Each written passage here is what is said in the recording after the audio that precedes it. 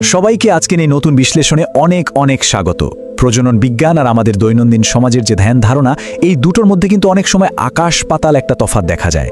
সমাজে নানা রকম কানাঘুষা, নানা আলোচনা থাকলেও সঠিক তথ্যের বড্ড অভাব। আজ এমন একটা বিষয় নিয়ে আমরা কথা বলবো যা অনেকের মনেই প্রশ্নের জন্ম দেয়, কিন্তু উত্তর খোঁজার সময় ওই বৈজ্ঞানিক দৃষ্টিভঙ্গির চেয়ে লোককথাই যেন বেশি পাত্তা পায়। আমাদের আজকের আলোচনার মূল ফোকাসটাই হলো শুক্রাণুর ঘনত্ব এবং প্রজননগত সাফল্য। ঠিক আছে, চলুন গভীরে যাওয়া যাক। এই যে একটা লাইন, বীর্য পাতলা হলে কি বাচ্চা হবে না, এই একটি মাত্র প্রশ্নই হলো আমাদের আজকের সম্পূর্ণ আলোচনার একদম কেন্দ্রবিন্দু।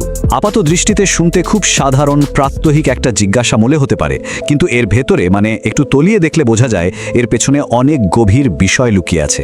এটি নিছক কোনো বাক্য নয়, বরং আমাদের সমাজ কিভাবে চিকিৎসা বিজ্ঞানকে বিচার করে তার একটা সুস্পষ্ট আয়না।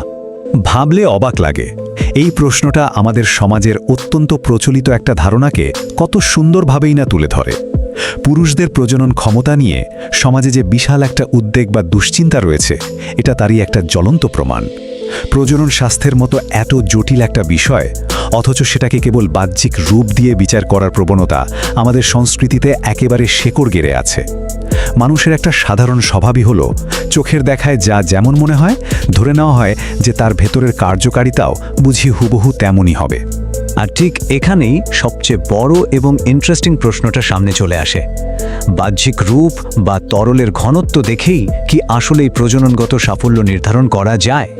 সমাজে তো একটা বদ্ধমূল ধারণা রয়েছে যে তরলের দৃশ্যমান ঘনত্বটাই বুঝি সন্তান জন্মদানের প্রধান মাপকাঠি। কিন্তু বিজ্ঞান কি আদৌ সেটা সমর্থন করে? না, একদমই না। এই রহস্যটা উন্মোচন করাই আজকের প্রধান লক্ষ্য। এই যে বাহ্যিক রূপ আর ভেতরের আসল বৈজ্ঞানিক সত্য, এই দুটোর মধ্যে যে বিশাল একটা দূরত্ব হয়েছে, সেটা বোঝাটা এখন অত্যন্ত জরুরি। আচ্ছা, এই বিষয়টার সবচেয়ে আকর্ষণীয় দিকটা হলো বিজ্ঞান কিন্তু এই প্রচলিত ধারণার সম্পূর্ণ বাইরে গিয়ে একদমই ভিন্ন একটা আনুষ্ঠানিক মাপকাঠির সাথে আমাদের পরিচয় করিয়ে দেয়, আর সেটা হলো শুক্রাণুর ঘনত্ব বা স্পার্ম ডেন্সিটি। বিজ্ঞানের ভাষায় বলতে গেলে প্রজনন ক্ষমতার মূল্যায়ন কখনোই ওই খালি চোখে দেখা তরলের ঘনত্বের উপর নির্ভর করে না। কারণটা খুব সোজা, শুক্রাণুগুলো এতটাই ক্ষুদ্র যে এক ফোঁটা তরল দেখতে একেবারে জলের মতো পাতলা মনে হলেও অণুবীক্ষণ যন্ত্রের নিচে রাখলে দেখা যাবে সেখানে হয়তো লক্ষ লক্ষ সুস্থ শুক্রাণু ঘুরে বেড়াচ্ছে। অর্থাৎ এখানে খালি চোখের অনুমানের চেয়ে আণুবীক্ষণিক সত্যটাই আসল। এই দুটো ভিন্ন জগৎকে যদি আমরা একটু পাশাপাশি রাখি, তাহলে বিষয়টা আরও পরিষ্কার হয়ে ওঠে। একদিকে রয়েছে আমাদের সেই দৈনন্দিন সামাজিক বা সাংস্কৃতিক দুশ্চিন্তা, যা পুরোপুরি বাহ্যিক দর্শনের ওপর নির্ভরশীল, আর অন্যদিকে রয়েছে অণুবীক্ষণ যন্ত্রের নিচের শুক্রাণুর ঘনত্বের মতো নিখুঁত জীববৈজ্ঞানিক হিসাব। আজকের এই পুরো আলোচনাটা মূলত এই সামাজিক ভীতি আর বৈজ্ঞানিক বাস্তবতার মাঝখানে একটা চমৎকার সেতু বন্ধন তৈরি করে দেয়। তাহলে সবচেয়ে গুরুত্বপূর্ণ বিষয়টা হলো, দিন শেষে আমাদের মূল লক্ষ্যটা আসলে কি? বাহ্যিক ঘনত্ব নিয়ে যতই বিতর্ক হোক না কেন, চূড়ান্ত উদ্দেশ্য তো একটাই, সন্তান জন্মদানে সফল হওয়া। বিজ্ঞান একদম স্পষ্ট করে বলে দেয় যে প্রজননগত সাফল্য কেবল কোনো নির্দিষ্ট তরলের বাহ্যিক রূপের ওপর নির্ভরশীল হতে পারে না, বরং এটি আসলে অনেকগুলো জৈবিক নিয়ামকের একটা অত্যন্ত সুসংগঠিত এবং সামগ্রিক প্রক্রিয়া। একটা সাধারণ দুশ্চিন্তাকে কিভাবে একটা সুগঠিত বৈজ্ঞানিক আলোচনায় রূপান্তর করা যায়, তার কিন্তু একটা সুস্পষ্ট ধাপ রয়েছে। প্রথমত, আমাদের এই অহেতুক বাহ্যিক ভীতিটা থেকে বেরিয়ে আসতে হবে। তারপর ধাপে ধাপে চিকিৎসা বিজ্ঞানের সুনির্দিষ্ট মাপকাঠির দিকে মনোযোগ দিতে হবে, এবং সবশেষে চূড়ান্ত প্রজননগত ফলাফলের একটা সঠিক ও বিজ্ঞানভিত্তিক মূল্যায়ন করতে হবে।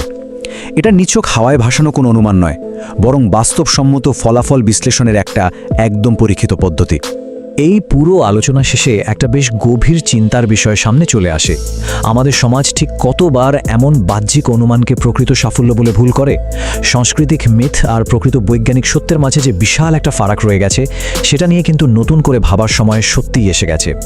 একটা অতি সাধারণ ভ্রান্ত ধারণা কিভাবে বৃহত্তর বৈজ্ঞানিক সত্যের দিকে আঙুল তুলতে পারে, তা আসলেই অবাক করার মতো। একবার ভাবলেই বোঝা যায়, যদি কেবল বাহ্যিক রূপ দেখেই সবকিছুর বিচার করা যেত, তাহলে কি আর অণুবীক্ষণ যন্ত্রের কোনো প্রয়োজনই হতো পৃথিবীতে?